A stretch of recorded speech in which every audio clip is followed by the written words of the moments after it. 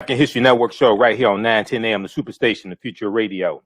I'm your host, Brother Michael Imhotep. It is Monday, May 10th, 2021, and we are live. Hope everybody's doing well today. It's been a very busy day. It was a busy weekend. You know, we had a great show on Sunday, the African History Network show. You know, we're here 6 days a week. So on today's show, I saw this story a couple of days ago. Let's see. I saw the story back Thursday and Friday. And we've dealt with systemic racism when it comes to housing and housing appraisals, okay? Appraising the value of homes. Well, there's a story out of Indianapolis which continues this this tradition, okay, when it comes to racism in home appraisals.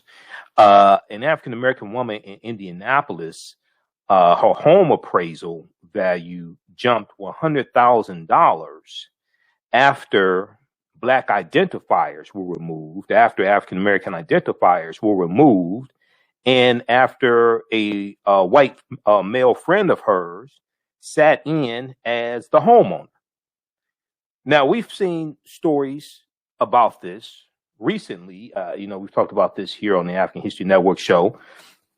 There was a story out of San Francisco back in February. African-American couple lowballed by $500,000 in home appraisal, showing legacy of discrimination and racism on California home ownership. This was an article from ABC Channel 7 Chicago, which dealt with the same phenomenon.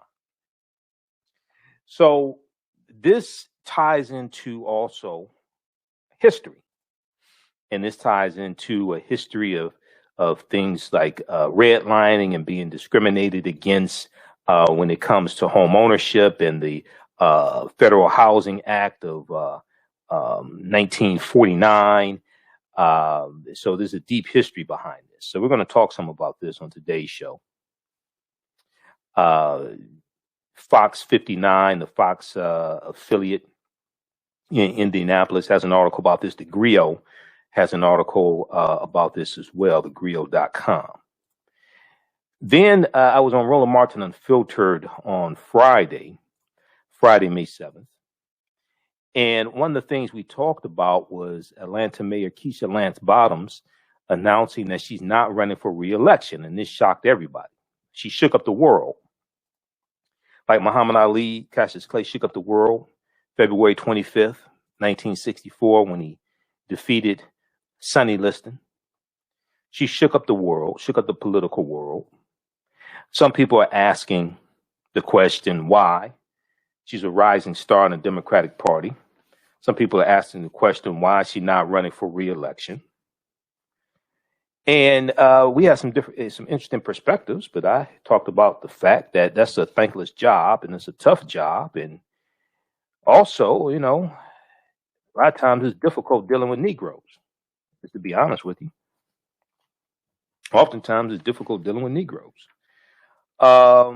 And then there's an investigation into her predecessor, Mayor Kasim Reed. All that's going on. So it was an interesting segment that we did on Roland Martin Unfiltered. I'm going to share that segment with you also on today's show. And then today is the anniversary of the Negro Act of 1740 in South Carolina being enacted. The Negro Act of 1740 in South Carolina, which came about because of the Stono Rebellion of 1739 in South Carolina. The Stono Rebellion was one of the largest slave rebellions in the British colonies. So we'll talk some about the Stono Rebellion of 1739 and the Negro Act of 1740. The Negro Act of 1740 and the Negro Act of 1740 was put in place to regulate the movements of enslaved Africans also in South Carolina. Okay. And then the Negro Act of 1740 is going to lead to what's known as the Sundry Moor Act, the Sundry Moor Act of 1790 in South Carolina also. Okay. So that's dealing with the petition of the free sundry Moors in South Carolina in 1790. So we'll talk about that as well. Now, on the African History Network show, we focus on educating, empowering, and inspiring people of African descent throughout the diaspora and around the world, because right now it's corrects wrong behavior. What you do for yourself, what you do to yourself, and what you allow other people to do to you and get away with is based upon what you think about yourself. What you think about yourself is based upon what you have been taught about yourself. What you've been taught about yourself is based upon everything you've read, heard, and seen about yourself. So when you control the radius of a man or a woman's thoughts, you can control the circumference of his or her actions, because the mind can't do or teach what it doesn't know. Now, we deal with a number of different topics here on the African History Network show. We deal with current events in history and politics, education, economic empowerment, entrepreneurship, relationships, love, sex, health issues, and much, much more. Sign up for our email newsletter. Text the word Kemet, Kemet, the 22828 to sign up for our email newsletter. Text the word Kemet, Kemet, the 22828 to sign up for our email newsletter. Or visit our website, AfricanHistoryNetwork.com, AfricanHistoryNetwork.com. You can sign up for our email newsletter there as well. I want to remind you, you can still register for the online course that I teach on Saturdays. We have a new section that started up on Saturdays, Ancient Kemet, the Moors, and the Maafa. Understanding the transatlantic slave trade, what they didn't teach you in school. Understanding the transatlantic slave trade, what they didn't teach you in school. This is a 9-week, 18-hour online course that I teach. Saturdays, 12 noon to 2 p.m. Eastern Standard Time. You can watch from around the world. We do the class live, and then all the sections are recorded. All the sessions are recorded, so they're archived. You can go back and watch it over and over again. Okay. Class is regularly $130, on sale $80. Ancient Kemet, the Moors, and the Maafa. Understanding the transatlantic slave trade, what they didn't teach you in school. Online course. As soon as you register, you can watch the class we just did this past Saturday. And I also taught the class in February and March of 2021. So all those sessions are archived as well. So as soon as you register, you can watch that also. We're going to post a link here, and it's also on the homepage of our website, AfricanHistoryNetwork.com, AfricanHistoryNetwork.com. Okay, Ancient Kemet, the Moors, and the Maafa understand the transatlantic slave trade, what they didn't teach you in school. We deal with thousands of years of history. We deal with ancient Egypt, ancient Kemet, Ta-Nehisi, Nubia. We deal with what led up to the transatlantic slave trade. We deal with the 800-year occupation of Europe by the Africans known as the Moors also. So you're going to learn a lot in the class. All right. We're coming up here on the break. So there's a story out of Indianapolis, story of Carlette Duffy. Carlette Duffy. She's an African-American female, and she's calling out discrimination in the real estate industry. She lives in a historically African-American neighborhood, and she was confused when she had her home appraised twice. She was confused when she had her home appraised twice, and the figure came back below or what she paid for the home back in 2017. So she made some slight changes to her home and had a white male friend sit in for her, and the home's value reached over $100,000. Fox Channel 59, the affiliate in Indianapolis, has this story. Now, with help from the Fair Housing Center of Central Indiana, Carlette Duffy filed a complaint with the U.S. Department of Housing and Urban Development. We're going to talk about all this on the other side of the break. Listen to the African History Network show right here on 910 a.m. Superstation, the Future Radio. I'm Michael Imhotep. We'll be back in a few minutes. For 25 years, the Black History 101 Mobile Museum has carried on the rich legacy of the Black Museum movement in America by showcasing original artifacts of the Black experience at colleges, universities, K-12 schools, corporations, libraries, conferences, and cultural events, making it the most traversed Black History mobile exhibit in American history. Dr. Khalid El Hakim is the founder of the Black History 101 Mobile Museum, and he is a highly sought-after public speaker on topics of Black history, social studies, education, museum studies, hip-hop, and race relations.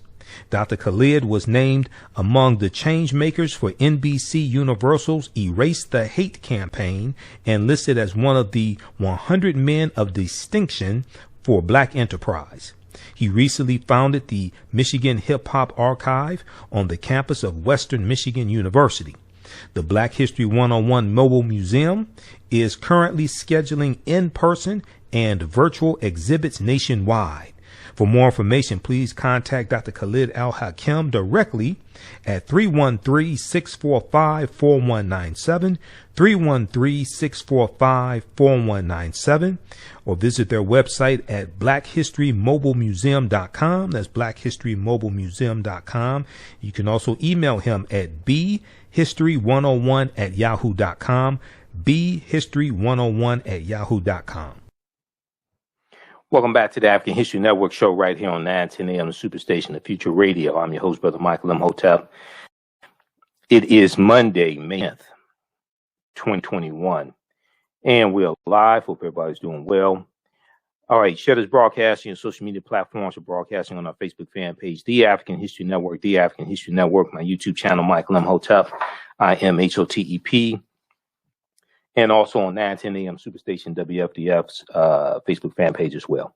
Also, if you like this type of information, you want to support the African History Network, you can do so through Cash App, $ TheAHNShow through Cash App, $ TheAHNShow through Cash App, and also through PayPal, paypal.me/TheAHNShow, paypal.me/TheAHNShow. If you do it through Cash App, be sure to type in $ TheAHNShow, SHOW. It'll show my name, it'll say Michael, and show my picture there as well. All right, I want to go to the story here. We're going to go to clip one here in just a second, Shakita. So this story out of Indianapolis, it's a very, very interesting story here. And there was one similar the New York Times had back in, what month was this? August of 2020. And this story here, there's a big story the New York Times did, August 25th, 2020. Black homeowners face discrimination in appraisals. I don't know how many people saw this article. Black homeowners face discrimination in appraisals. Companies that value homes for sale or refinancing are bound by law not to discriminate. Black homeowners say it happens anyway. So this article talked about, it told the story of Abina and Alex Horton. Abina and Alex Horton. And Abina is African American, Alex is white. They are a couple. And they wanted to take advantage of low home refinance rates brought on by the coronavirus crisis. Now, this article is from August 25th, 2020. Okay. So in June of 2020, they took the first step in that process, welcoming a home appraiser into their 4-bedroom home, 4-bath ranch-style house in Jacksonville, Florida. The Hortons live just minutes from the Ortega River in a predominantly white neighborhood of 1950s homes that tend to sell for $350,000 to $550,000. They had expected their home to appraise for around $450,000, but the appraiser felt differently assigning a value of $330,000 to the home, and Abina Horton, who was African American, immediately suspected discrimination. So the houses tend to sell for $350,000 to $550,000. The Hortons expected their home to appraise for around $450,000. The appraiser valued the home at $330,000. So Abina Horton, who's African American, automatically suspected discrimination. So the couple's bank, the Hortons bank, agreed that the value was off and ordered a second appraisal. But before the new appraiser could arrive, Abina Horton, who is an attorney, began an experiment. She took all family photos off the mantle. Instead, she hung up a series of oil paintings of her husband, Alex Horton, who is white. She hung up a series of paintings of Alex Horton and his grandparents that had been in storage, okay, to portray a white family living in the house. Books by Zora Neale Hurston and Toni Morrison were taken off the shelves. And okay, this could be a joke, but it may not be. I mean, I may get in trouble. I don't know, whatever. But if she had any paintings up, she had any pictures up of Malcolm X and Minister Farrakhan, I think she probably took those down too. Okay, just like could be a joke in there too. I don't know, but what the hell? But if you have any pictures up of Malcolm X, what have you, you probably took those down also. Okay. Okay. If she had a copy of The Destruction of Black Civilization by Dr. Chancellor Williams, probably put that in storage. Don't have any black books around. Don't have the autobiography of Malcolm X.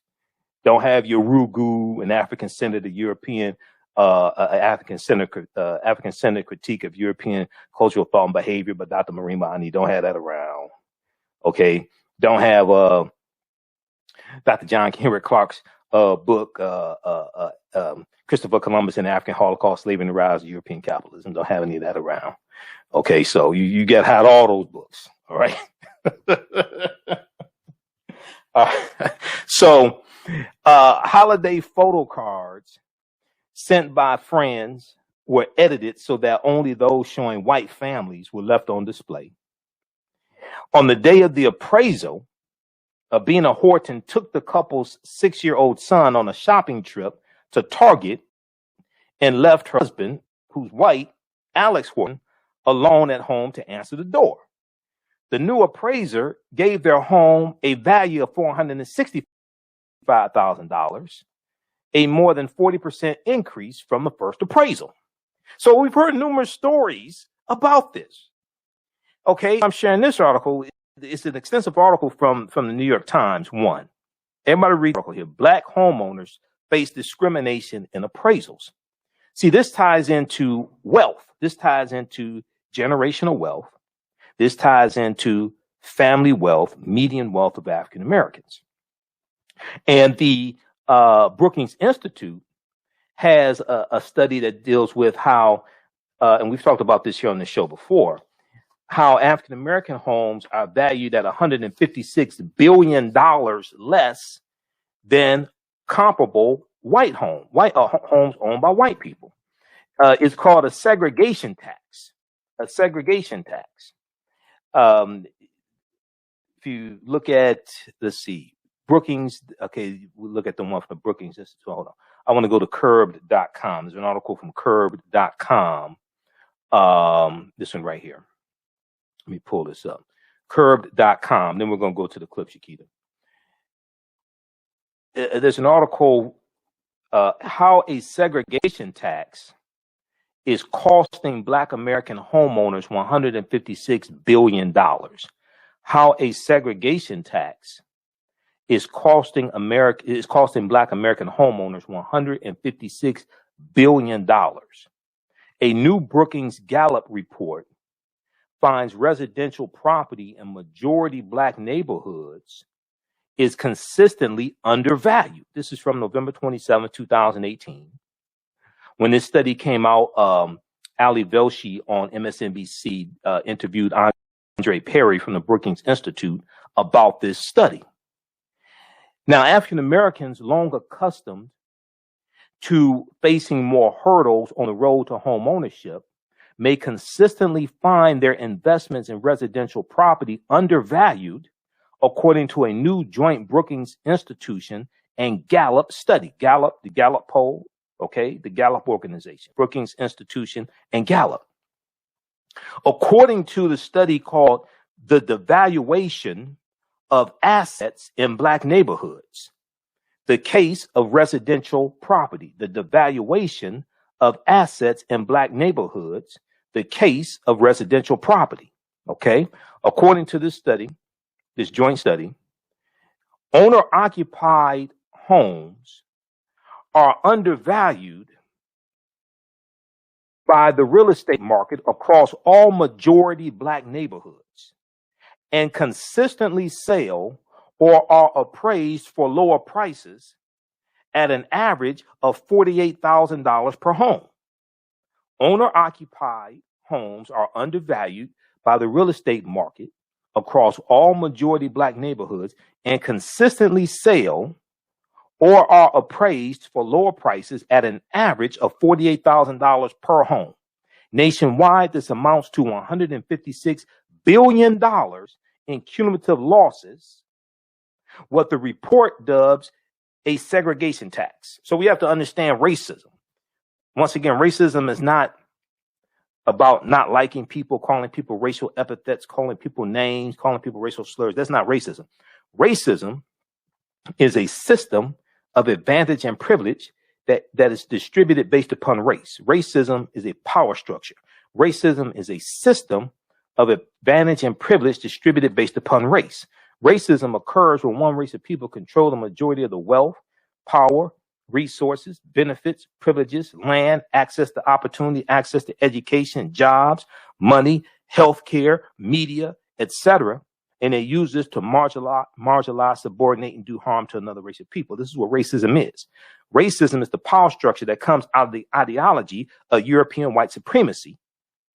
And this is for the purpose of preserving genetic white survival.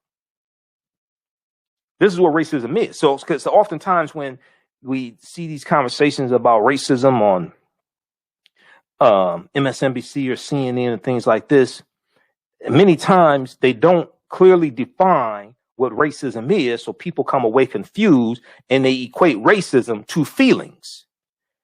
And then you have some people say, oh, well, African Americans can be just as racist as white people. No, we can't. Racism is a group relationship. Racism is a team sport. Racism is a group-to-group relationship. We don't have enough power to oppress white people. Not in this country. We African Americans as a group don't have enough power to oppress white people. So you have to understand history to understand racism. Racism is a system of advantage and privilege distributed based upon race. Okay, so I brought up the story from the New York Times because that story is referenced in this one here from the Griot and Fox 59, dealing with Carlette Duffy in Indianapolis. Okay, let's go to this clip, Shakita.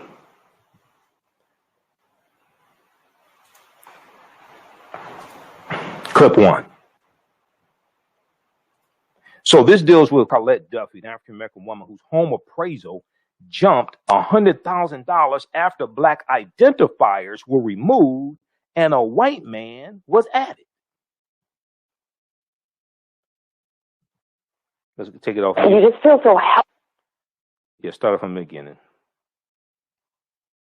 So Carlette Duffy in the whole thing. Carlette Duffy wanted to refinance her home in this neighborhood just outside of downtown Indianapolis, but two separate appraisals valued the house at the same or less than what she paid in 2017. Frustrated by the process, she met Amy Nelson with the Fair Housing Center of Central Indiana, who spoke at a community meeting about this New York Times article examining discrimination in home appraisals. So I decided to do exactly what was done in the article. I took down every photo of my family from my house. I took every piece of ethnic artwork out. Duffy asked a white male friend to sit in for her at a new appraisal. It came back at double the first two, valuing her home more than $100,000 higher. I was so angry that I had to go through all of that. Just to be treated fairly, I had to go through all of that. It was pretty staggering. Nelson and Duffy recently filed 2 housing discrimination complaints, asking the U.S. Department of Housing and Urban Development to investigate the difference in the appraisals. Nelson believes bias played a role and points to the neighborhood comparisons that were used to determine the home's value. And whether or not those comps were fairly selected is something that is the basis of the complaints that we have filed. Duffy hopes that her case could serve as a catalyst to ensure the process is fair for everyone, no matter their background. I'm doing this for my daughter. I'm doing this for my granddaughter.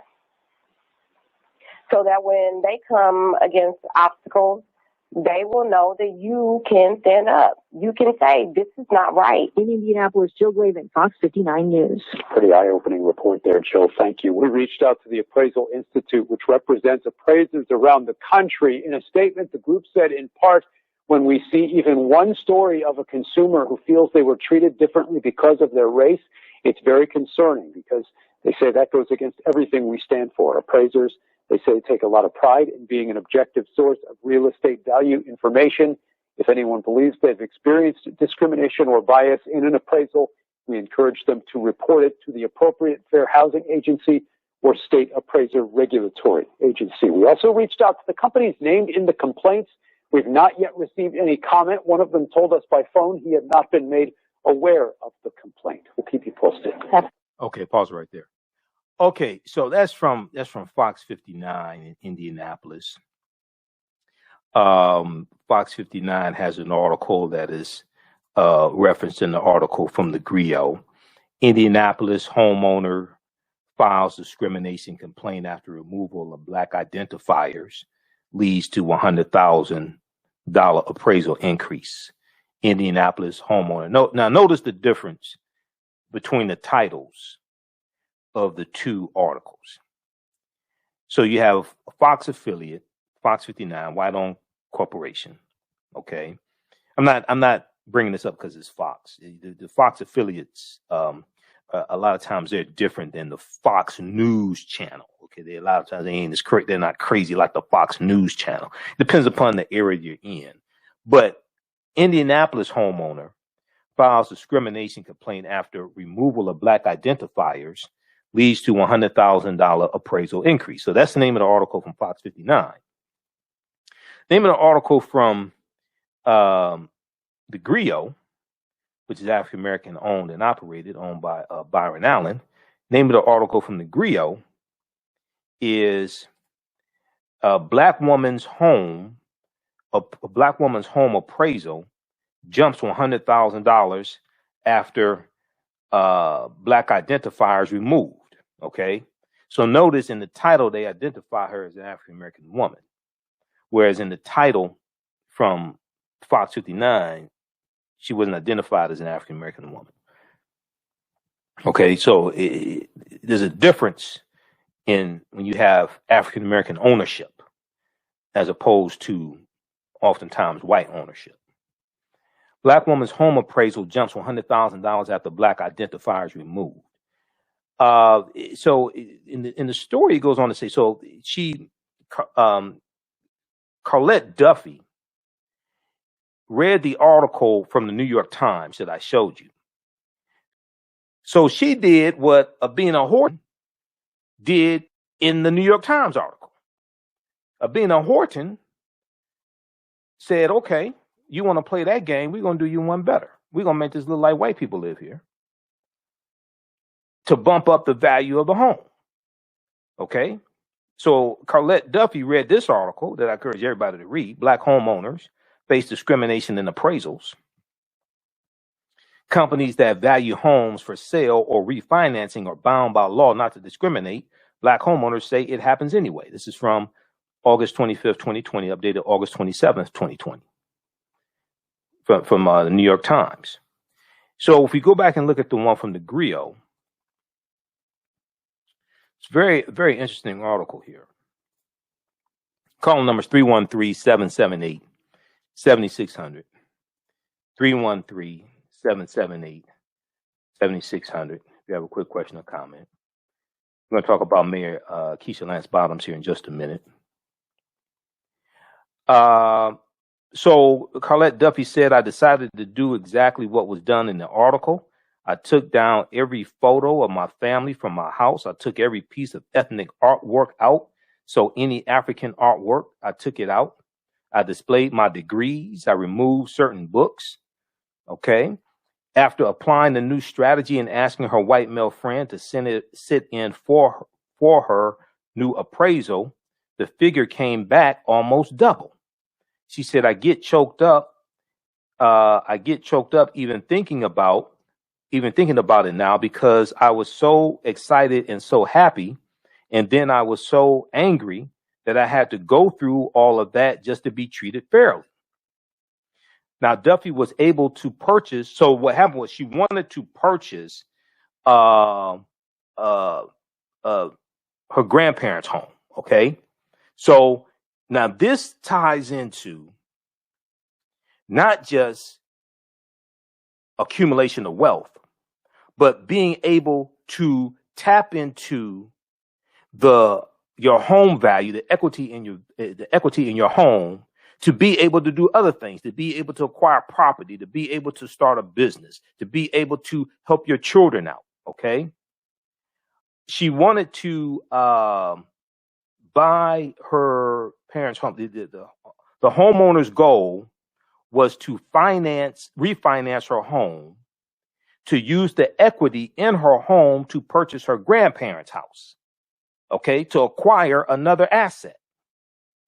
When the odd appraisal figures came back, she knew exactly what she needed to do.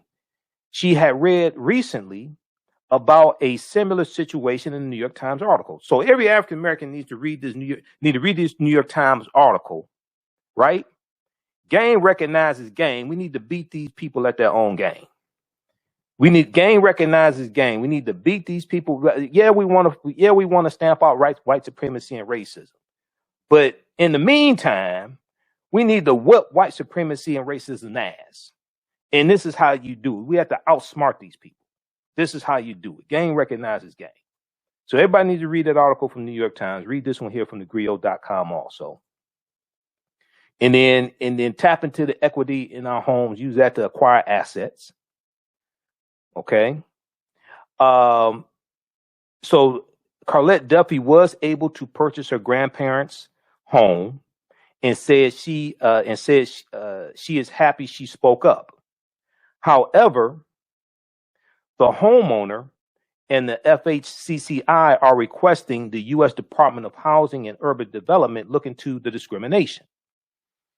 Now, FHCCI Executive Director Amy Nelson said whether or not those comparables, the estimated values of the homes, the comps, whether they were fairly selected is something that is the basis of the complaints that we have filed. Okay, let me see here.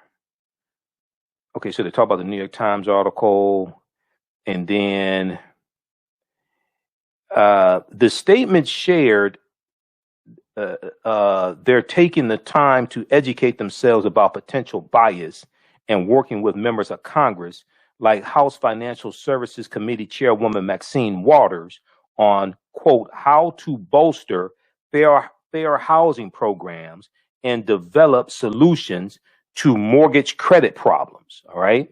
So see, this ties into policy also. I want to back up here for a second. Let's see here. Okay. So we are interested in, we have a project team that is going to review research and reports about diversity, equity, and inclusion in appraisal. Whether or not we agree with someone's research methodology, we want to better understand what we might learn or glean from other people's work. We are interested in these studies and the researchers' perspectives, and we want to understand their findings and viewpoints. We also are participating in the Brookings Institution Challenge to address systemic racism in the housing market. The Brookings Institution, they were the ones who did that joint study dealing with the segregation tax and how African-American homes are valued at $156 billion less than comparable white homes. We also are participating in the Brookings Institution Challenge to address systemic racism in the housing market, sitting side by side with those in the greater real estate world and people who are very much outside of the profession. The more people who can experience economic opportunity, the better off they will be, and the better off all of our communities will be. We want to help advance policies that enable economic opportunity, knowing that care must be taken to avoid unintended consequences from policy changes, such as placing consumers in upside down mortgages or fueling housing bubbles. Okay. And this is a statement from the Appraisal Institute, President Rodman Schley, the Appraisal Institute. Okay. Now, the statement shared, they're taking the time to educate themselves about potential bias and working with members of Congress like House Financial Services Committee Chairwoman Maxine Waters on, quote, how to bolster fair housing programs and develop solutions to mortgage credit problems, end quote. Okay, now, Rodman Schley concluded by mentioning that the institution has been amplifying internal initiatives to bring about positive change over the last 2 years. Quote, we recognize that recruiting for greater diversity will make us stronger and more representative of the communities we work in and contribute to greater cultural awareness, end quote. Okay, check out the rest of this article here in its entirety, because this also ties into policy. This ties into law as well. This deals with history. This deals with generational wealth, being able to tap into the wealth in your home and to start businesses, invest in businesses, help pay for your children's college, all different types of things like this. Okay. All right. So read that article from thegrio.com. Black woman's home appraisal jumps $100,000 after black identifiers removed. We're going to go to clip 2 here quickly, Shakita. So on Friday, May 7th, Mayor Keisha Lance Bottoms of Atlanta did a press conference announcing that she was not going to seek re-election. Okay. And this shocked everybody. We talked about this on Roland Martin Unfiltered. Let's go to this clip.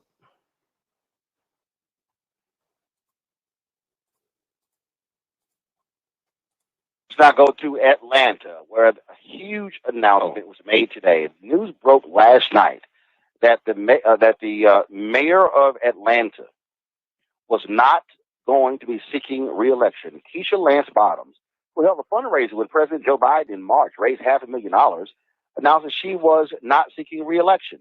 There was initial speculation saying that she'd be taking a corporate job at Walgreens. She said that wasn't the case. She gave no specific reason as to why she is choosing now to step back. This is her news conference today. This has been my highest honor to serve as mayor of this city. And many of you all have heard me speak of my family's history in the city going back almost 100 years. My grandmother would tell me how her father, who was a child of people who were once enslaved from Crawfordsville, Georgia, packed up a horse and buggy, and they made their journey to Atlanta. My family moved to the west side of Atlanta, and they found community and they found purpose. And they found a way to make the lives of their children better. And I stand here on their shoulders. So my love for this city was a love planted in my heart long before I was formed in my mother's womb. And I wish that I could tell you there was a moment or that there was a thing. But when you have faith and you pray for God's wisdom and guidance, in the same way that it was very clear to me almost 5 years ago that I should run for mayor of Atlanta, it is abundantly clear to me today that it is time to pass the baton on to someone else.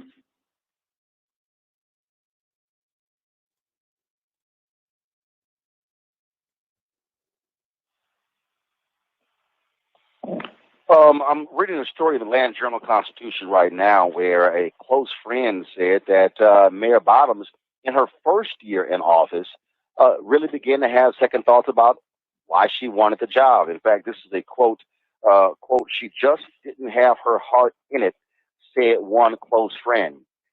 Michael, this is interesting because, and it's shocking to a lot of different people, because she barely won when she ran by little more than 400 votes. Right. She beat a white councilwoman who was trying to become the first white mayor of Atlanta since 1972. Also, she, like I say, had the fundraiser. According to a internal poll that was leaked, she had a 68% approval rating. But there have been lots of issues there, a significant spike in crime in Atlanta, some folks saying she felt detached or out of touch. And now what this has done is now thrown open the door. Many people were expected, only a couple of candidates had announced they were going to oppose her. Many saw her as a shoe-in. And what you have now are folks saying, can Atlanta continue having a black mayor? The state legislature, they have been trying to take control of the airport. That is the crown jewel of the state of Georgia. And, of course, one of the busiest airports in the world. And so what do you make of this surprise announcement by Keisha Lance Bottoms, who many were talking about, who turned down a spot in the Biden administration and now is saying, I want out of politics completely?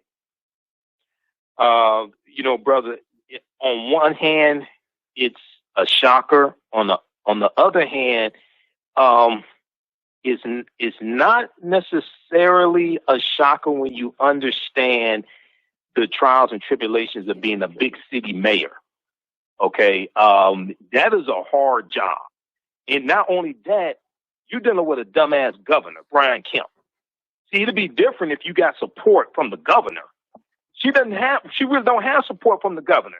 She has a white supremacist Trump supporter who is doing the bidding of Donald Trump, signed into law SB 202, the voter restriction bill. So I've never served in political office, but I've been involved in writing public policy here in the city of Detroit. And I can tell you, man, a lot of times it's a thankless job. And then also she has small children as well. And you get to the point where you start asking yourself, okay, see, you always go in with enthusiasm and all these things that you want to change.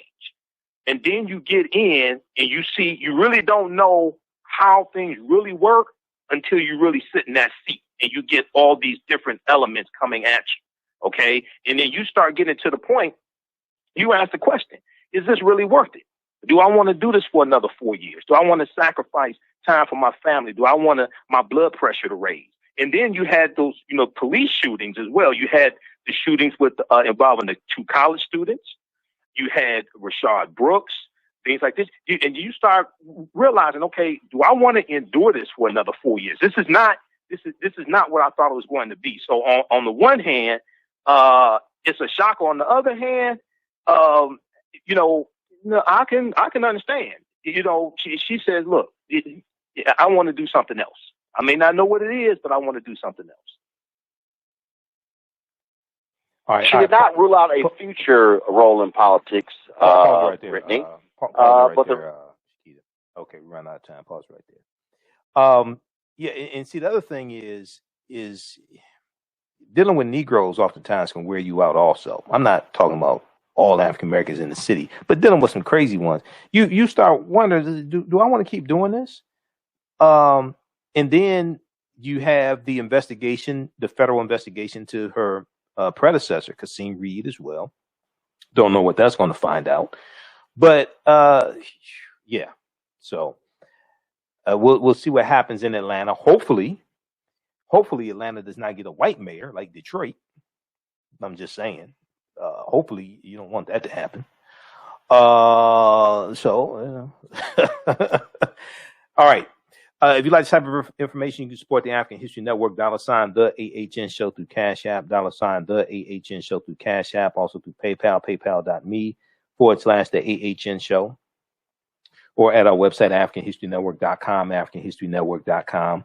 We're here Monday through Friday, 11 p.m. to 12 midnight Eastern Standard Time, and Sundays, 9 p.m. to 11 p.m. Eastern Standard Time. And we also broadcast on our Facebook fan page, The African History Network, and our YouTube channel, Michael Imhotep, IMHOTEP. Those watching on my Facebook page and YouTube, keep watching. We're going to keep broadcasting for a little while longer. We'll talk about the Stono Rebellion of 1739 in South Carolina, one of the largest slave rebellions in the British colonies. And we'll also talk about the passing of the Negro Act of 1740 in South Carolina, which passed on May 10th, 1740 in South Carolina as a result of the Stono Rebellion. All right, thanks for listening to the African History Network show right here on 910 AM Superstation WFDF. Remember, right now is correct wrong behavior. It's not over till we win Wakanda forever. We'll talk to you tomorrow night. Peace. All right, stand by, everybody. Stand by. All right, we'll be here for a few more minutes. How's everybody doing? We'll be here for a few more minutes. Let's talk about the Stono Rebellion. Also, who still needs to register for the online course that I teach, Ancient Kemet, the Moors, and the Maafa, Understanding the Transatlantic Slave Trade, what they didn't teach you in school. Ancient Kemet, the Moors, and the Maafa, Understanding the Transatlantic Slave Trade, what they didn't teach you in school. This is a 9-week online course that I teach on Saturdays, 12 noon to 2 p.m. Eastern Standard Time. We deal with thousands of years of history and what led up to the transatlantic slave trade taking place. All right. So we just posted the link here. You can also register at our website, AfricanHistoryNetwork.com. And I do a PowerPoint presentation. We have video clips, book references, articles, and we deal with we also deal with the ancient African presence in the Americas, including in this land that we call the United States of America, going back at least 51,700 years ago, before even Native Americans came into existence. This is one of the books that I reference. The First Americans Were Africans, Documented Evidence by Dr. David Imhotep. He deals with the African presence in the Americas going back at least 56,000 years ago in South Carolina. The Khoisan, who have the oldest DNA on the planet. And at least 51,700 years ago, well, 56,000 years ago in Brazil, 51,700 years ago in South Carolina. All right, we'll be back in a few minutes. Gain knowledge in minutes from insightful summaries of progressive and socially conscious books. Blacklisted gives you access to curated content that'll satisfy your curiosity to learn and understand different perspectives. Empower yourself through inspirational and actionable ideas. It's easy to read or listen to on the go. Blacklisted. Empower yourself. Start your free trial today.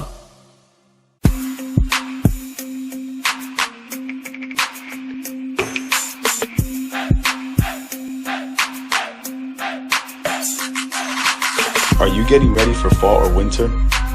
We have the solution for all seasonal clothing needs. Kemeticwear.com is the go-to online source for Kemetic African fashion and lifestyle products with a contemporary twist.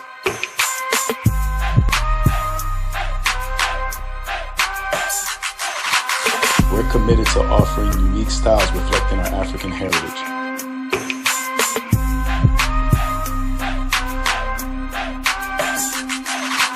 Kemeticwear.com is inspired by KemeticScribes.com to influence our people in learning and showing pride. Please visit our website at Kemeticwear.com.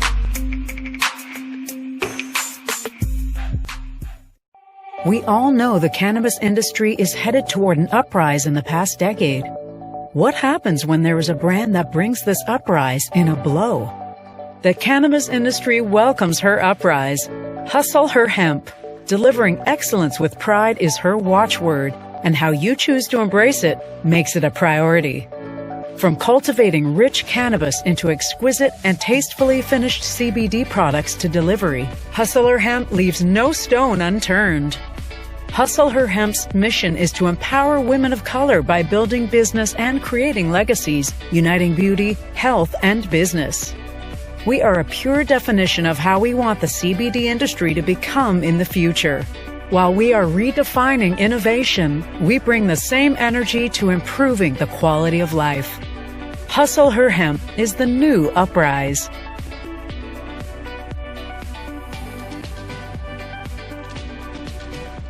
Hi, I'm Joel Wilson, President and CEO of JCW Computer Consulting LLC, a technology implementation firm with over 20 years of satisfying customers. We offer a full spectrum of industry top-tier branded services. We are an authorized partner or reseller for Lenovo, Zoom, T-Mobile, Microsoft 365 and Surface tablets, Google Workspace, Acer, Asus, Samsung, PCmatic security software, and many more. Our online store features laptops, Chromebooks, computers, printers, accessories, and software. Businesses, take advantage of our free 1-hour Zoom tech consultation and know we offer top nationwide high-speed internet service providers, voice over IP, and cellular phone services. Home users, don't miss our current in-stock Chromebook inventory. Please visit us at jcwcc.com or call 215-879-6701. Welcome back to the African History Network show. All right, if you want to advertise with the African History Network, email us at AHNShow at AfricanHistoryNetwork.com. Email us at AHNShow at AfricanHistoryNetwork.com. And we'll let you know how you can advertise your African American owned business with the African History Network show. Current promotion: buy 1 month, get 1 month free. All right, so let's talk about the Stono Rebellion of 1739. And the Stono Rebellion led to the passing of the Negro Act of 1740 in South Carolina. And then this also ties into what's known as the Petition of the Free Sundry Moors of South Carolina in 1790.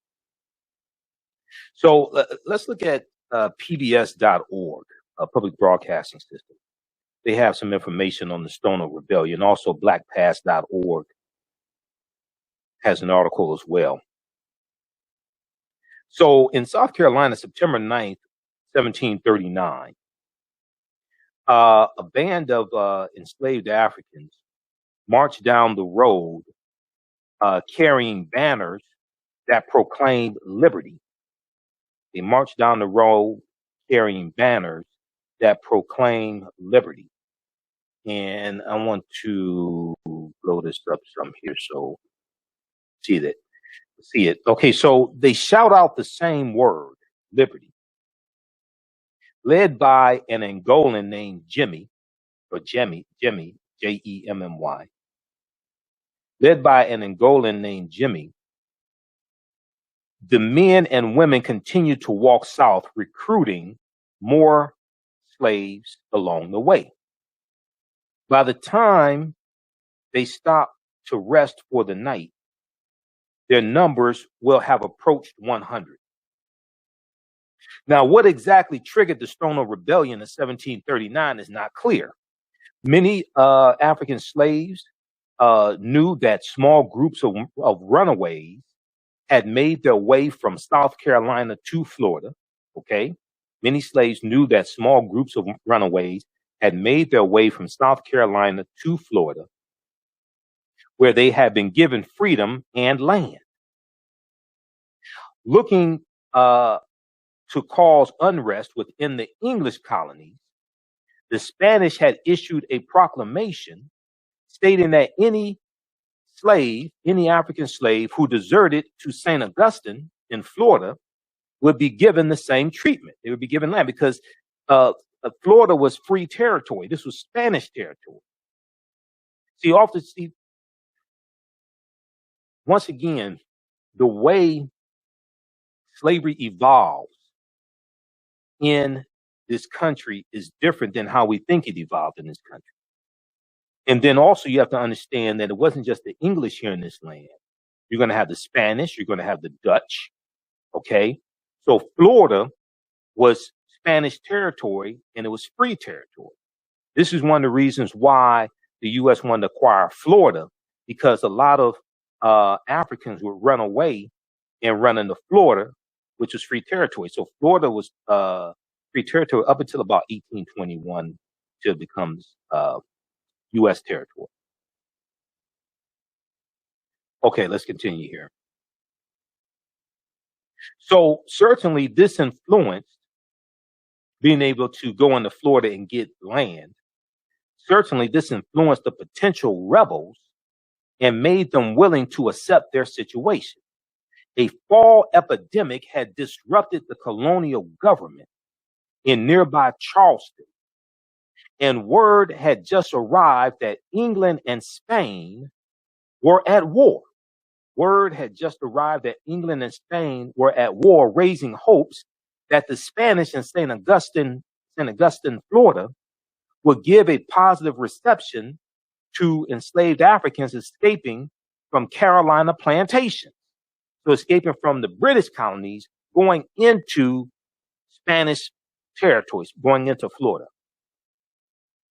But what may have actually triggered the Stono Rebellion on September 9, 1739, was the soon-to-be enacted Security Act.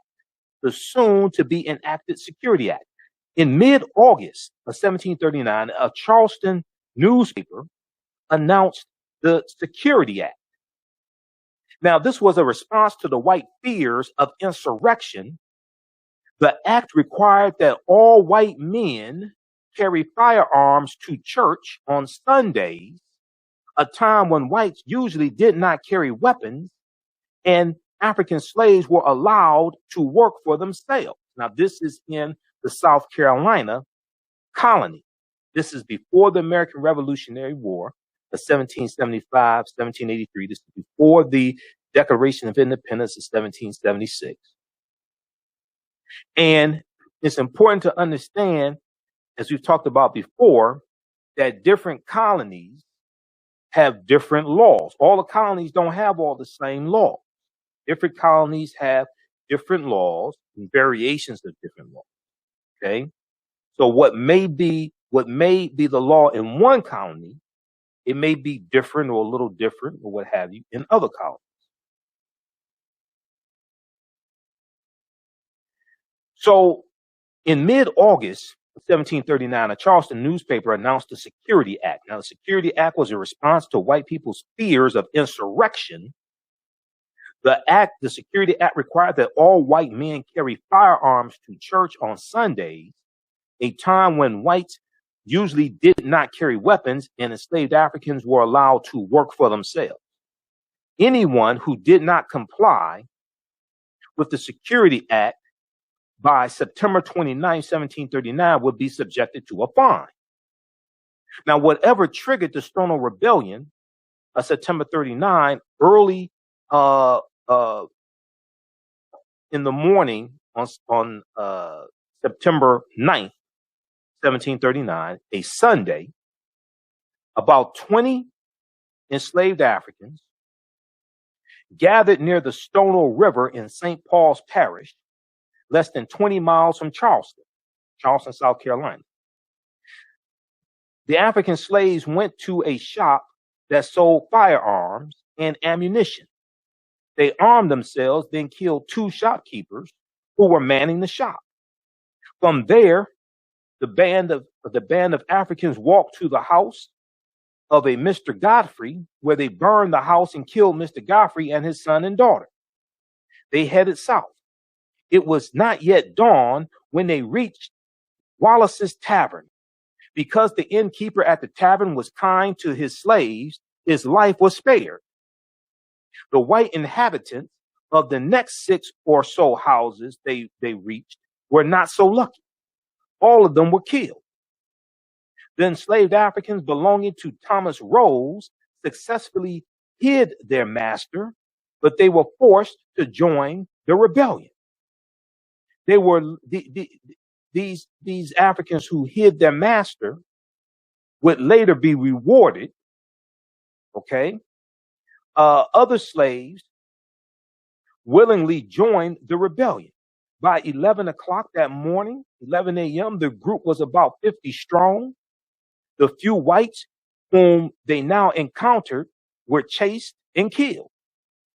Though one individual, Lieutenant Governor Bull, B-U-L-L, eluded the rebels and rode to spread the alarm.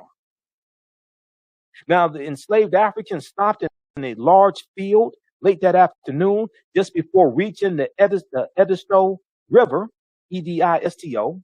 They had marched over 10 miles and killed between 20 and 25 white people.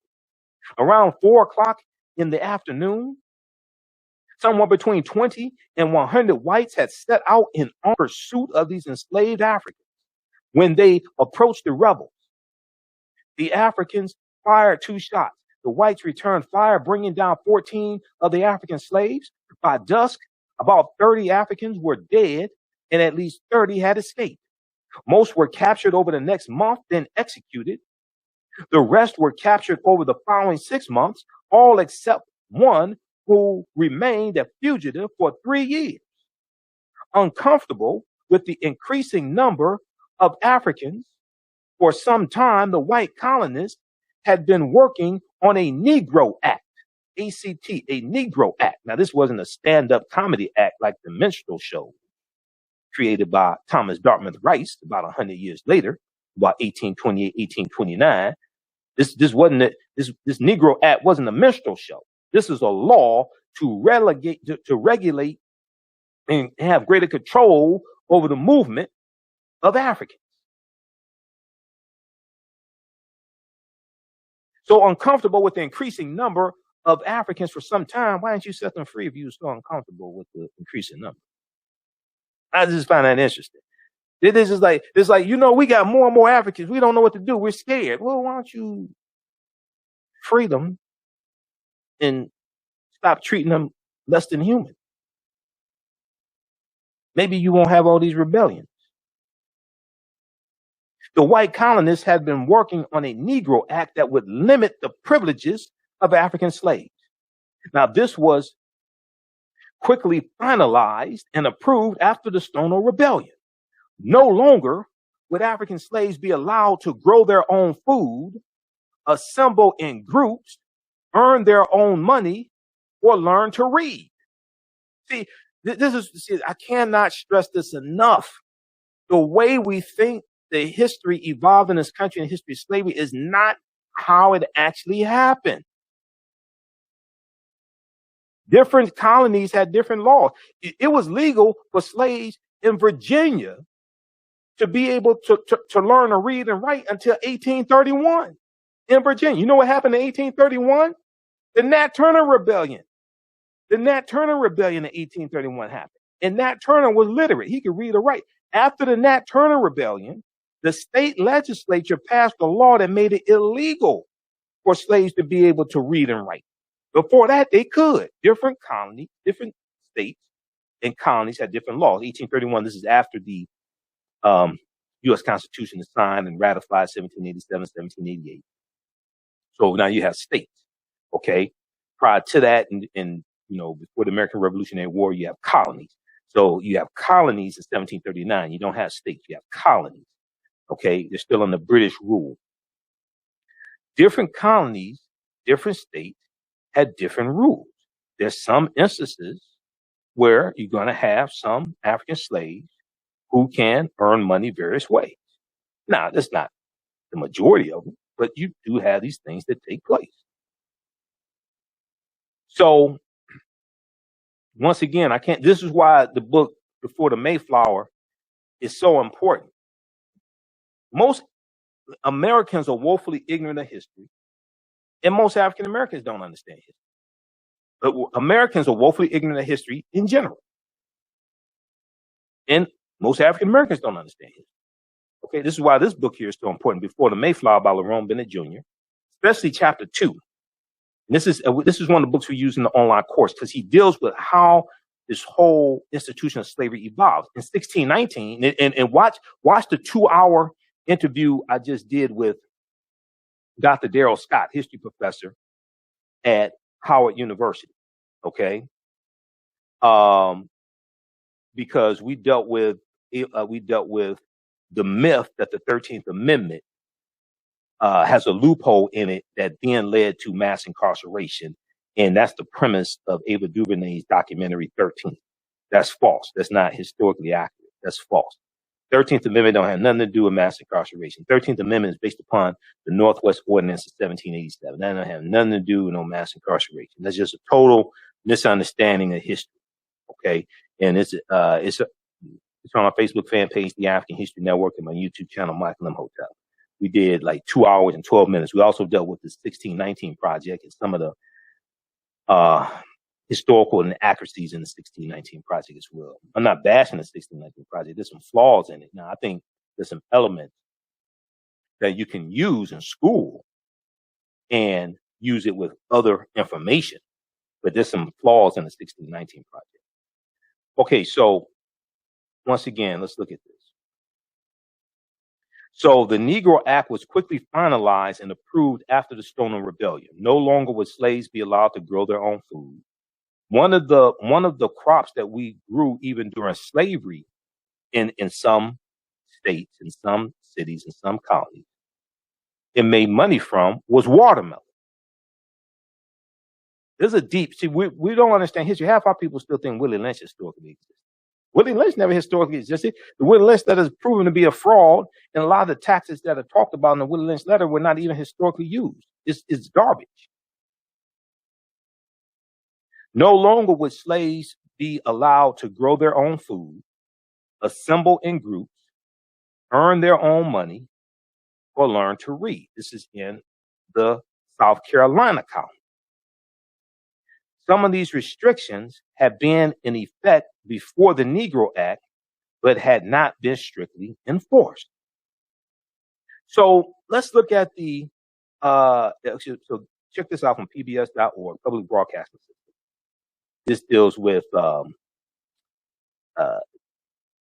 terrible transformation. This is the Stono Rebellion of 1739. So we'll post this link here. And then there's an article from blackpast.org.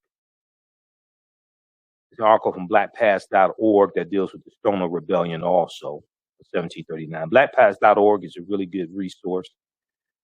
They have about 6,000 pages of articles dealing with African history and African American history.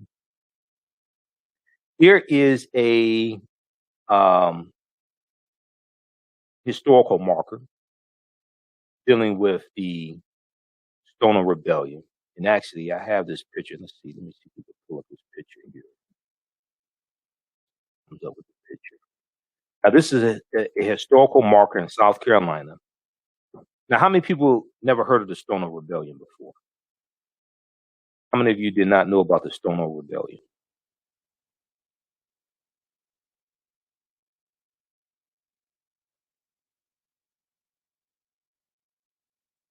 Okay. So, if we look at this historical marker, the Stono Rebellion of 1739, the largest slave insurrection in British North America, began nearby on September 9, 1739. About 20 Africans raided a store near Wallace Creek, a branch of the Stono River, a branch of the Stono River, taking guns and other weapons They killed 2 shopkeepers. The rebels marched south toward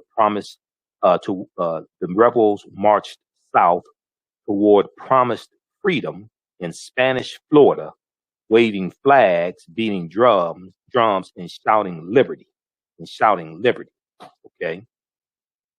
So they were headed to Spanish Florida. They wanted to get land and get freedom. Hold on.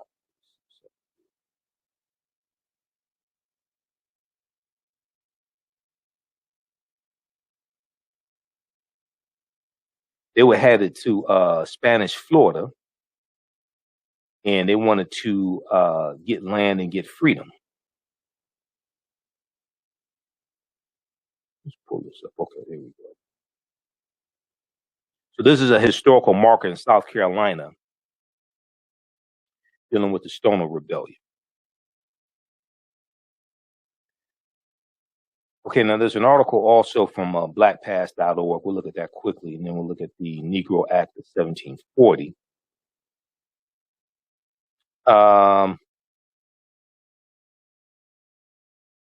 Okay, as they marched, overseers were killed and reluctant slaves were forced to join the company. The band reached the Edisto River, where white colonists descended upon them, killing most of the rebels. The survivors were sold off to the West Indies. Some survivors were executed.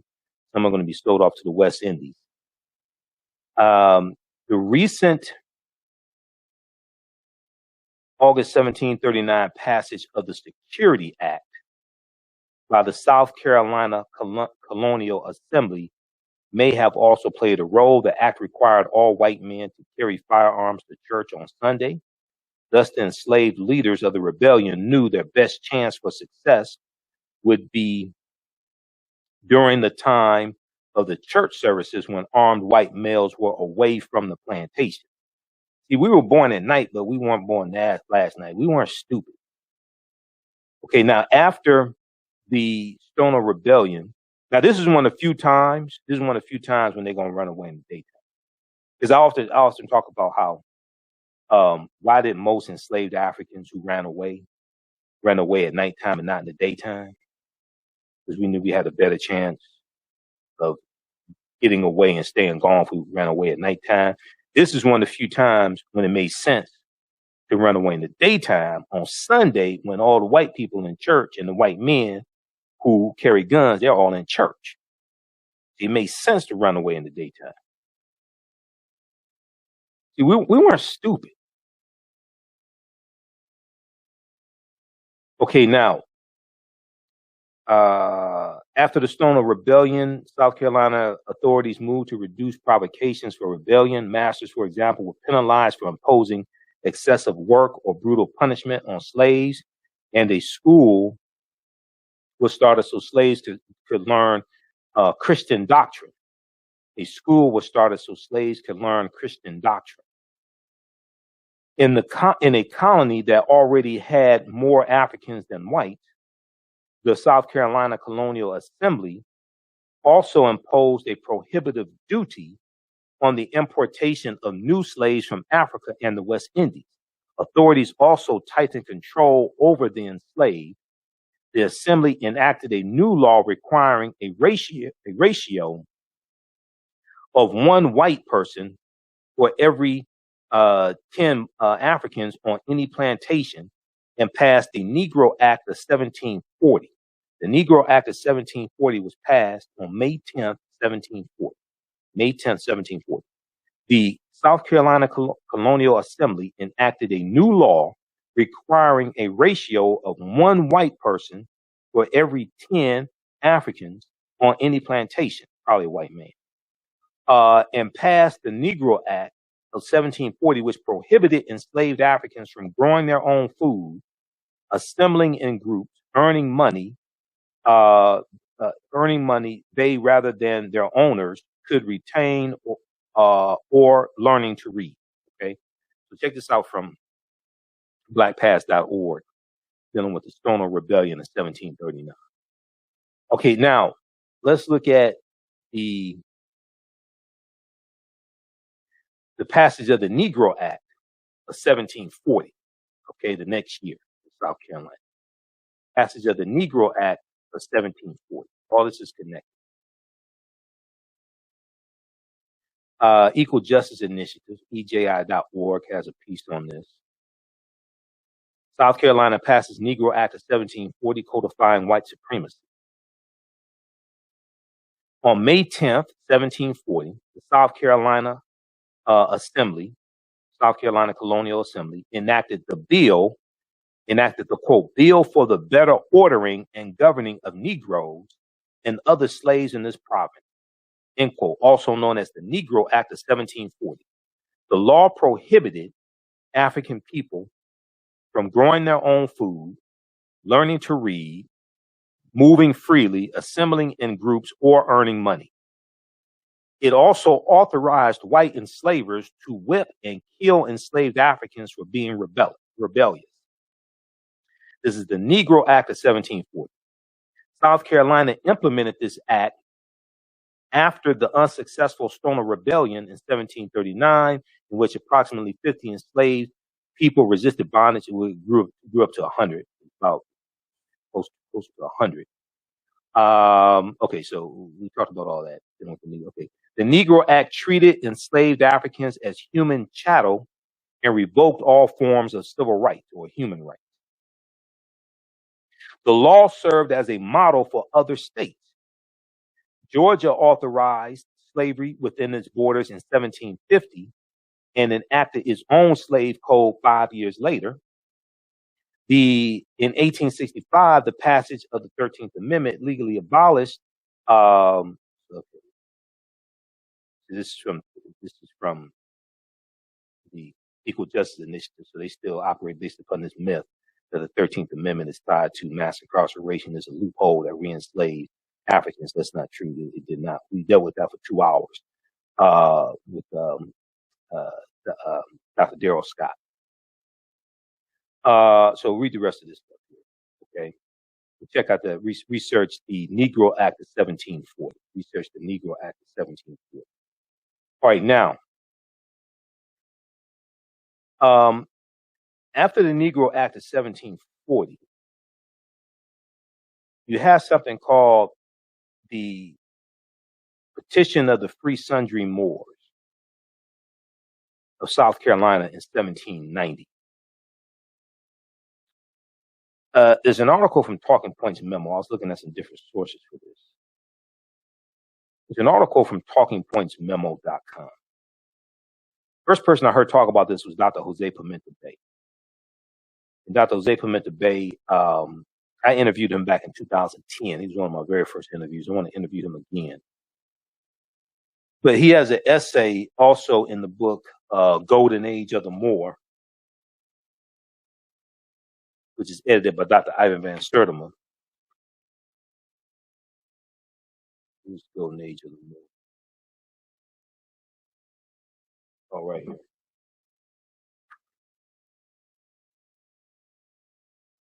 So Dr. Jose Pimenta Bay is one of the baddest scholars on the history of the Moors. And he has an essay, there's an essay in this book right here, Golden Age of the Moor. You have Dr. John G. Jackson, Runoko Rashidi, Dr. Wayne Chandler, Jan Carew. They all have essays in this book here, Golden Age of the Moor. So what happened is, if we look at this article here, if this 1780 Southern politician fought Islamophobia, we can too. And they talk about the Petition of the Free Sundry Moors, which is tied to the Negro Act of 1740, which is tied to the Stono Rebellion of 1739. And I want to go, okay.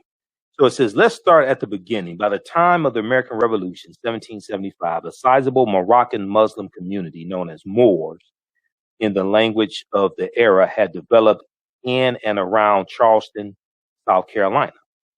Some of the community's members were likely former slaves, but many others had chosen to immigrate from Morocco, with which the U.S. had a so-called Treaty of Friendship, Treaty of Peace and Friendship, 1787. Okay, Morocco indeed was the first African nation to recognize the new United States during the revolution. Worried about being denied rights due to South Carolina's system of slavery, a group of Muslim Americans petitioned the state's courts requesting that they be recognized as white as in status, not white as in complexion, but white as in status. Okay. Now there's another example of this that we see, white as in status for African people. That is dealing with Mustafa Hefny in 1978. Okay, Mustafa Hefny in 1978, who is Nubian, and he came from Egypt. He's Nubian, he's African ancestry, and when he came to the U.S. And I want to see one of the articles I have on this. When he came to the U.S., he went through immigration.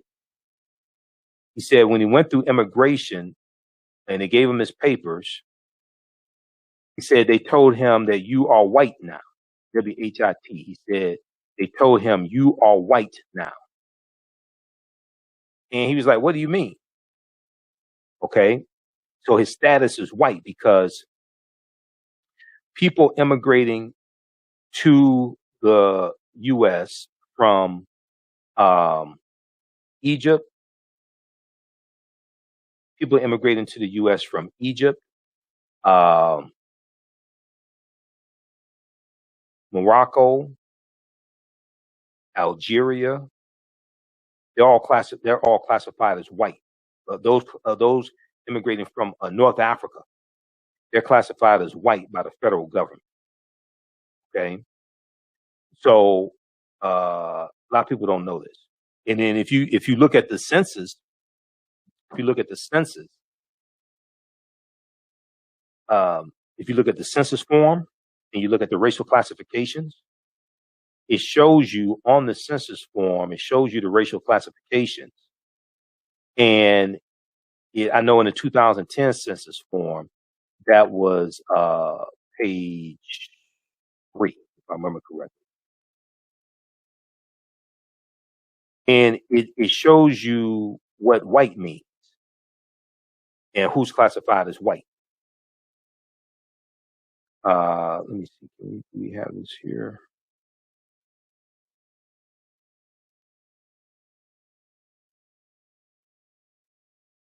Let me see. Do we have the 2010 census form? I don't know if I can still pull it up here.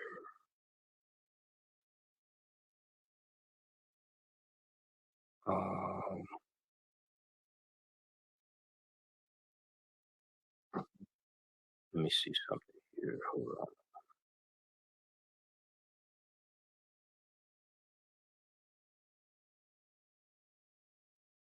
Or we can look at,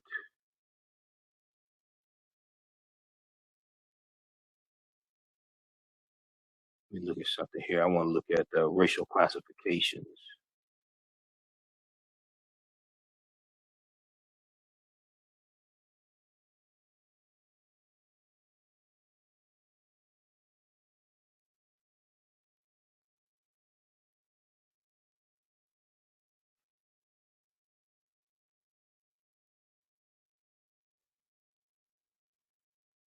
Let me see something here. If I'm not sure if I can find it right now. But if you research 2010 census form and racial classifications, I had it bookmarked.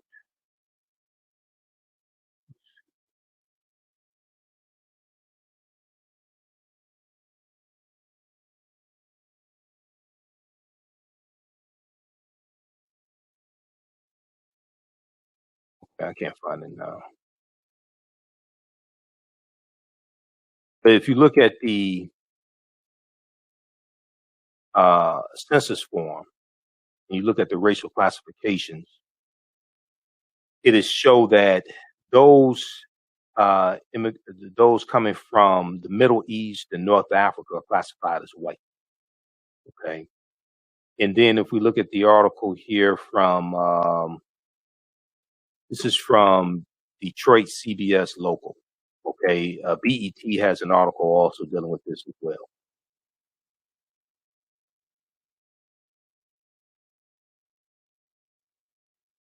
This talks about Mustafa Hefny. Detroit immigrant wants to be reclassified as black. This is Dr. Mustafa Hefny. This is from September 4th, 2012. An Egyptian immigrant who lives in Detroit is asking the U.S. government to classify him as black, not white. Okay, do you all see this? An Egyptian immigrant who lives in Detroit is asking the U.S. government to classify him as black, not white. Mustafa Hefny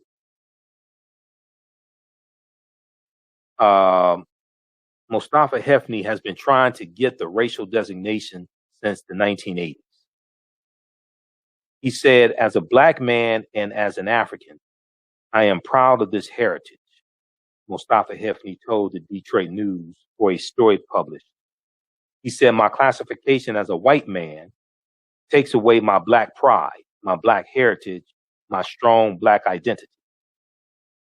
Right? So white and black is not just phenotype, it's status. This is what this deals with. It's on the census form. A lot of people look at the census form and don't know don't pay attention to what they're looking at. And I'm gonna try to go to census.gov and pull up the 2020 census form. I have the 2010 census form printed, but I want to try to pull up the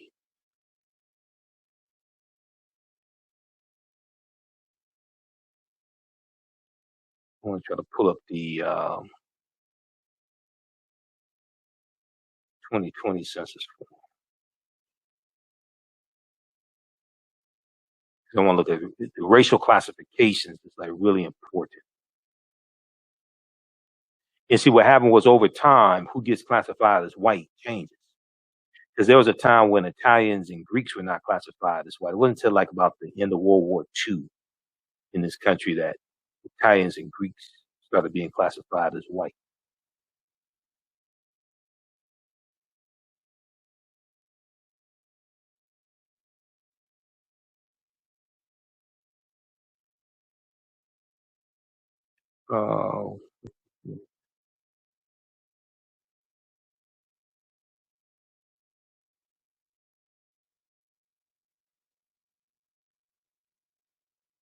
Okay, let's look at this. This is 2020 census form. This is 2020 census form. If you Google, if you go to census.gov, U.S. Census Bureau, census.gov, search for 2020 census form. And actually, let me look at this here. Okay. And then you go through 1, 2, 3, 4, 5. You look at question 9. What is the person's race? Okay. Black or African American, American Indian, etc. Okay, let's look at here. See more. 2020 census questions race. To give the racial classifications, that's what I want. Okay, white. Let's blow this up here.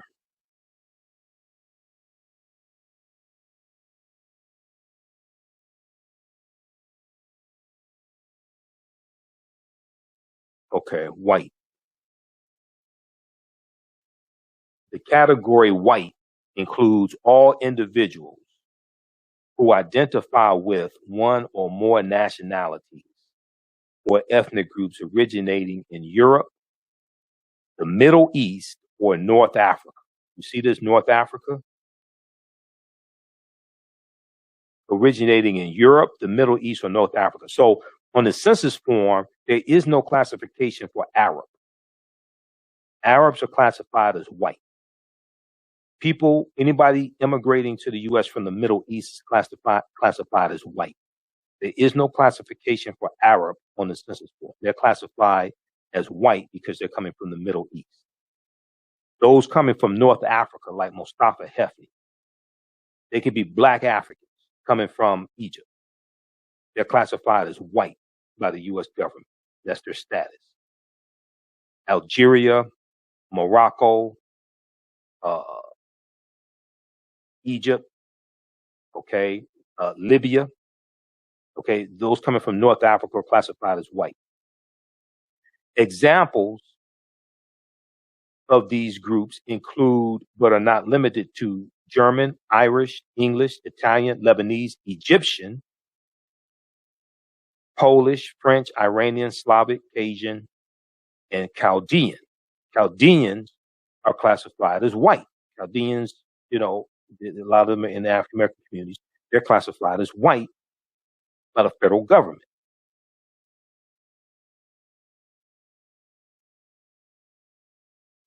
When they look at the classification of black or African American, and they look at those coming from Africa, they're looking at sub-Saharan Africa. Okay, and they're classifying them as black or African American.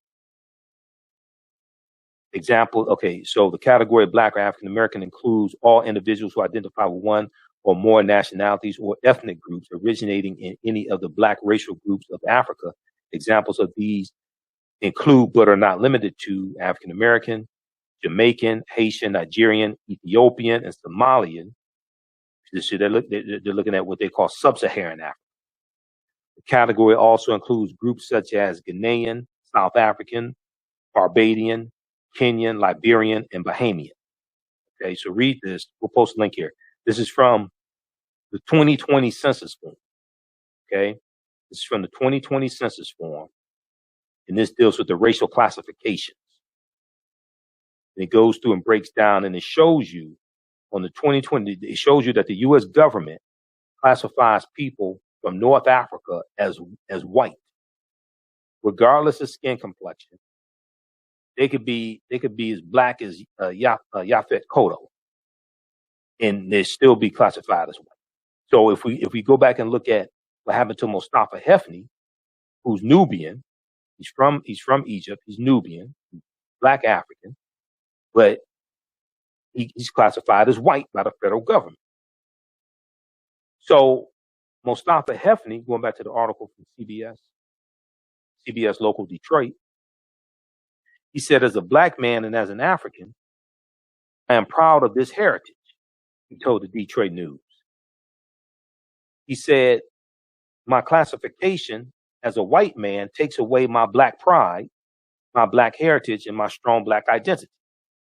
Now, Dr. Mustafa Hefni is brown skinned with curly hair. The 61-year-old, not 61 at the time, this article is from 2012, I think it was. 2012, yeah. So he was born in Egypt and came to the United States in 1978. When he was admitted to the country, he was classified on government paper as a white person, Dr. Mustafa Hefni said. He said the government interviewer said, you are white now. You are white now. And he is Nubian, which is an ancient group of Egyptians, ancient Kemites, considered more African than Arab. From the northern part of Sudan and the southern portion of Egypt. So the southern portion of Egypt and the northern portion of Sudan, in ancient times, that was called Nubia or Ta-Nehesi. Now, a white person is defined as a person having origins in any of the original peoples of Europe, North Africa, or the Middle East, according to Directive 15 for the Federal Office of Management and Budget Standards for the classification of federal data on race and ethnicity. is also on the census form. Mustafa Hefni said he was denied promotion because of his insistence that he is black. He said, quote, there are two versions of the ideology of white supremacy and black inferiority, a hard version, which was prevalent in the 17th and 18th centuries, and a soft version was prevalent in the 19th and 20th centuries, and which continues to exist to the present. He said the hard version of this ideology argued that Negroes did not have a soul, had a tail, T-A-I-L, had a tail, and were only one link above the apes. The soft version, which continues to exist to the present, argues that blacks are intellectually, culturally, and morally inferior to whites. He also said he lost out on a teaching position at Wayne State University, my alma mater, Wayne State University, in the early 1990s because it was a position designed for a minority, and he did not qualify because he's classified as white by the federal government. Read the rest of this article here. He filed a lawsuit in 1997 against the U.S. government to be classified as black, but the case was dismissed. Mustafa Hefni also has taken his fight online, where an organization he co-founded, the Association of Black, Egyptian, Ethiopian, and Nubian Advocates, has posted a petition. Okay, all right, read the rest of this article here. But you get the idea. Detroit immigrant wants to be reclassified as black.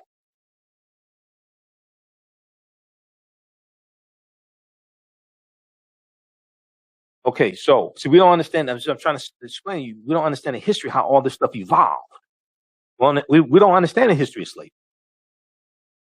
I hear a lot of things that African Americans say about slavery. We don't understand the history. Most Americans are very ignorant of history in general.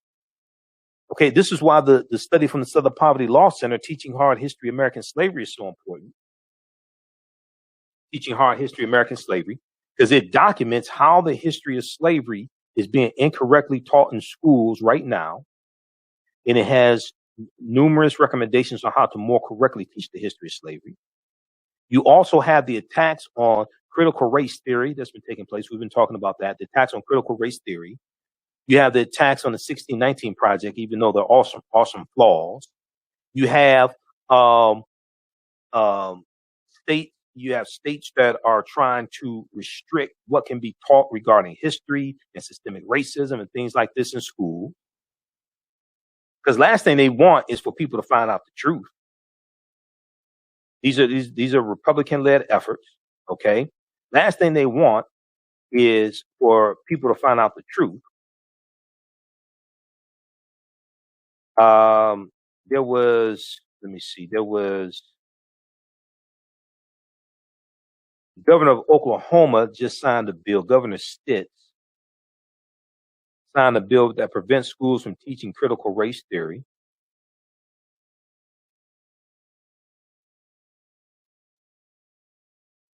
Roland Martin talked about this on his show today. And I think I saw an article about this. I think we posted an article a couple of days ago, something like this. Governor Stitt signs controversial. Let me flip over this. There's a whole cultural war taking place right now, and it ties into history. There's a whole cultural war taking place right now. Governor Stitt signs controversial bill into law to restrict teaching of certain critical race theories. This is from May 8th, 2021. This is the governor of Oklahoma. Governor Kevin Stitt has signed a controversial bill into law to restrict the teaching of certain critical race theories in Oklahoma. House Bill 1775 bans public schools from teaching specific topics on race and sex and prohibits sexual diversity training at colleges and universities. The governor said this bill does not restrict the teaching of important parts of Oklahoma history, such as the 1921 Tulsa Race Massacre. They don't want to teach that white people were oppressors. He said we have got to trust professional and professional. Okay. They don't want to teach about white supremacy. They really don't want to teach about systemic racism. Okay, so read the rest of this article. We'll probably talk about this on our show Tuesday. This was just signed into law in Oklahoma.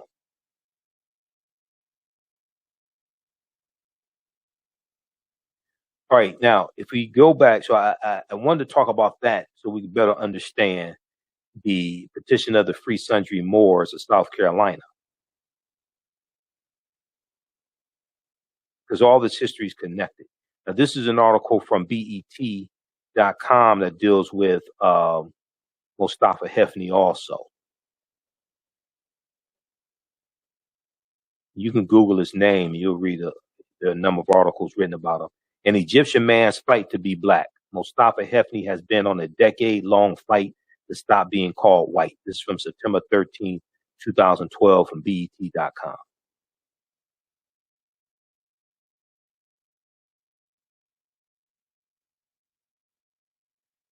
All right, so I want to go back to the article from Talking Points Memo because I wanted to lay down a foundation so people can understand the article from Talking Points Memo. This deals with the petition of the Free Sundry Moors of South Carolina and the Sundry Moor Act of South Carolina in 1790. Okay. Once again, name of this article: if this 1780s South Carolina, if this 1780s politician fought Islamophobia, we can too. This is from Talking Points Memo.com, written by Ben Railton, February 13th, 2015.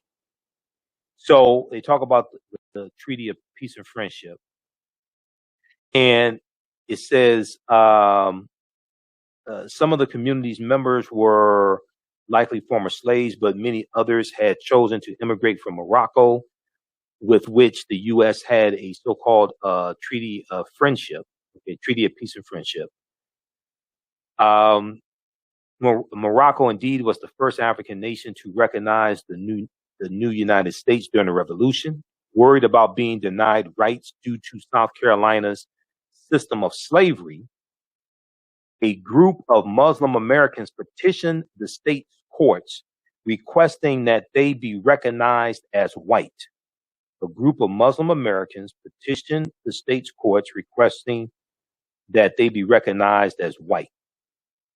A tribunal of judges led by prominent South Carolinian Charles Pinckney agreed with their petition, and the state legislature passed the Moors, M-O-O-R-S, the Moors Sundry Act of 1790, designating this Moroccan Muslim American community, quote unquote, white for purposes of the law.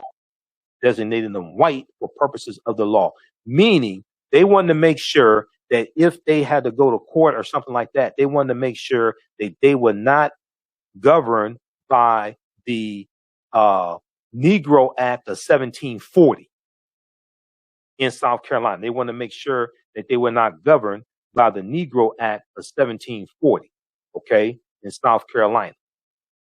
All right, so they petitioned and they won.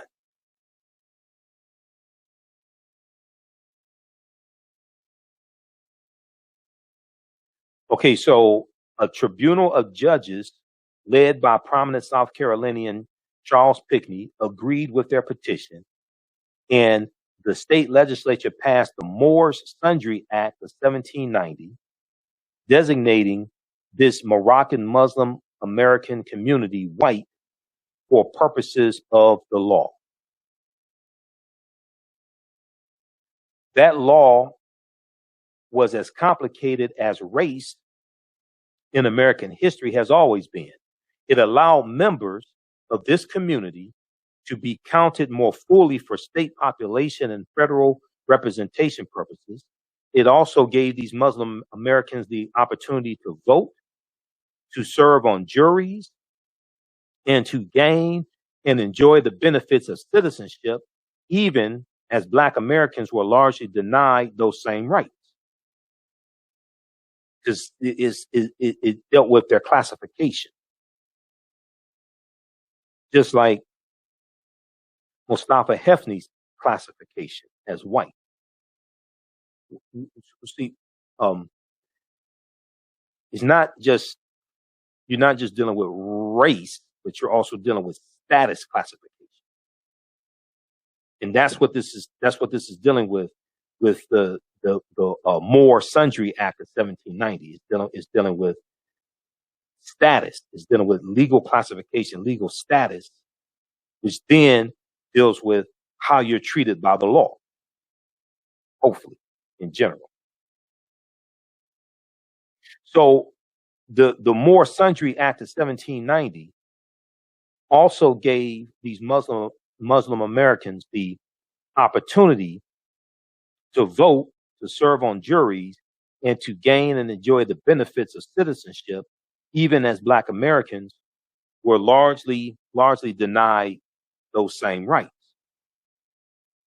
The revolutionary history gets broader and deeper.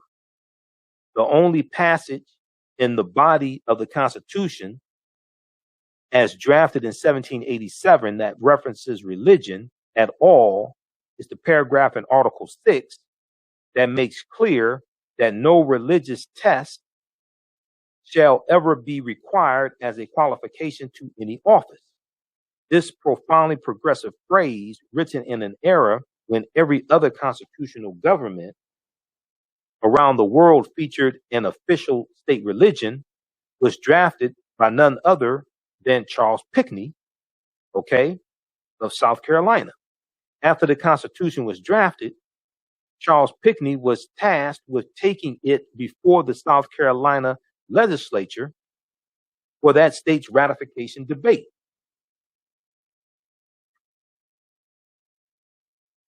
During the debate, he was asked by one of the legislators about that exact Article 6 paragraph, and more exactly about whether it would mean that a Muslim could run for office in the United States. Charles Pinckney's answer was, yes, it does, and I hope to live to see it happen. His words are inspiring, and a challenge to those who say they believe in inclusion today. How many white Christian elected officials today would say, I hope to see more Muslim Americans in elected office the way Charles Pinckney did? Okay, so read the rest of this here. Read the rest of this article here. But I was showing this because this article talks about the Moor Sundry Act of 1790 in South Carolina, which came about because of the Negro Act of 1740 in South Carolina, which came into existence because of the Stono Rebellion of 1739 in South Carolina. And May 10th is the anniversary of the passage of the Negro Act of 1740 in South Carolina.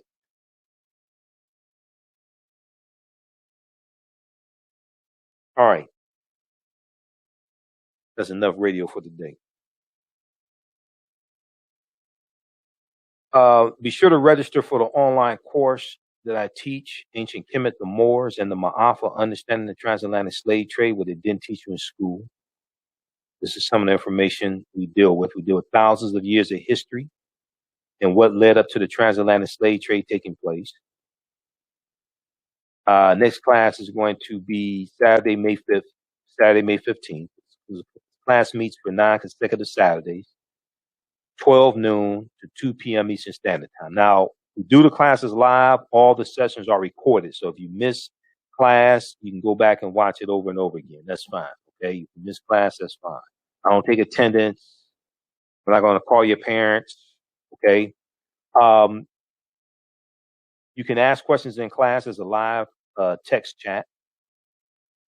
You can see me. I can't see you. You can have your pajamas on. You don't have to worry about doing your hair or anything like that. You can watch from around the world. We just posted the link here. It's also on the homepage of our website, AfricanHistoryNetwork.com. So we deal with ancient Africa. We deal with the Nile Valley region of Africa, ancient Kemet and ancient Egypt and Nubia and Ta-Nehisi and Ethiopia, all of that.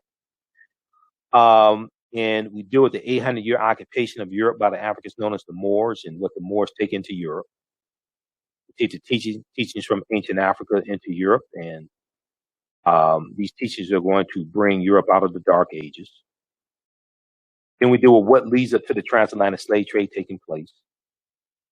And the way this whole history evolves, it's not how we actually think it happened. And in this country here, codified slave laws didn't exist in 1619. Those 20 and odd Africans on the White Lion pirate ship, they're going to be put into a form of indentured servitude. Now, it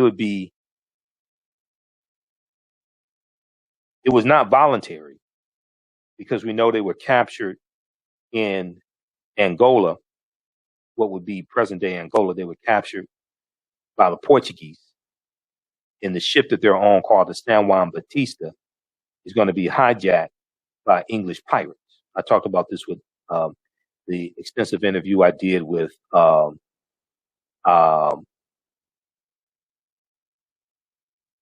Daryl Scott.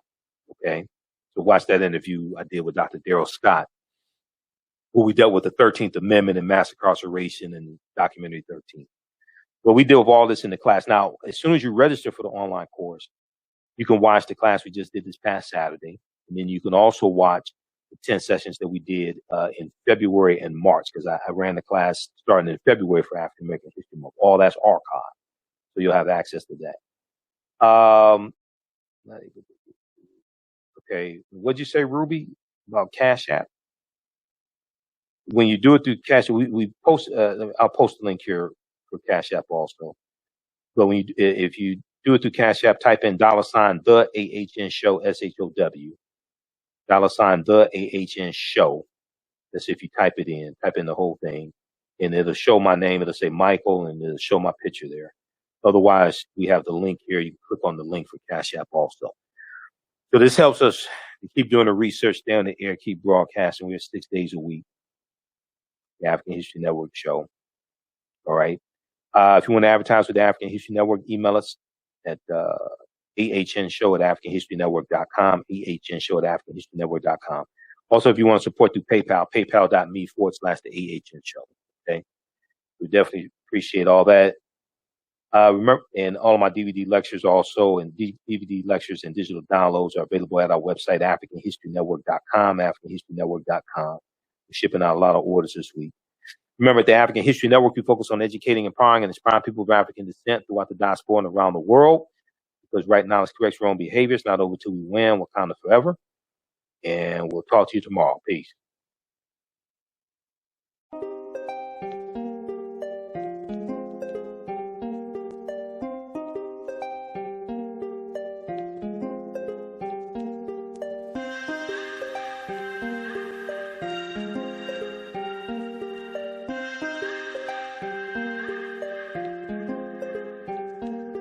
Black Bees products are a collection of natural, organic, personal care products with an appreciation of nature and bees. Our philosophy is without bees, we have nothing. We are honoring our Nile Valley ancestors who understood the importance of bees. Black Bees created a high-quality, natural, organic personal care line that would be affordable to everyone. We hope you try and enjoy our Black Bees products line and come back and visit us at blackbeesproducts.com. Digital Dandelion's Technical Solutions works with businesses like yours to create an operations manual for your business, which is something many businesses don't have. According to AARP, more than 30% of small business owners are over 50 years old. Many business owners want to retire by selling their businesses or by passing their businesses on to their children. However, according to Forbes Investment Advisors, many retiring owners' attempts to sell their businesses for retirement fail. You cannot sell your business without a business manual. Your children also cannot inherit your business because there is no way to run it. Your business does not have to die when you leave. Their business Bible products will give you the tools you need for a thriving business that can make you money even after you retire. Are you looking at increasing your business's annual revenue? Digital Dandelions can help you